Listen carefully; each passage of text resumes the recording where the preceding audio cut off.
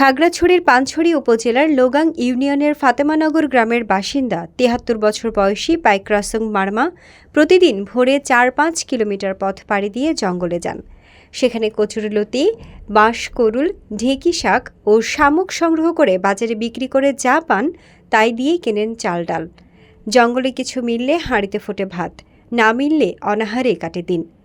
অন্যের জায়গায় জরাজীর্ণ ঘরে বসবাস করা এই বৃদ্ধার নিজের কোনো জমি বা ৪ ছেলের নিয়মিত সহায়তা নেই।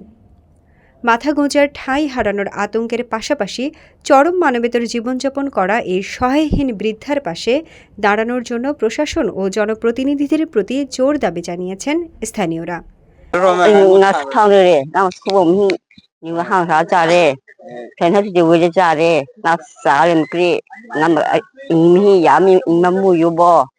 পুরা এলাকা জিগান মানে তারা অবস্থা মানে খুব শোচনীয়।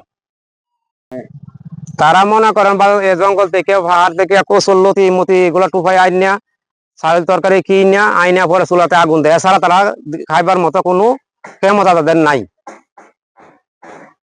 এই জায়গাটা হলো আরেকজনের জায়গা।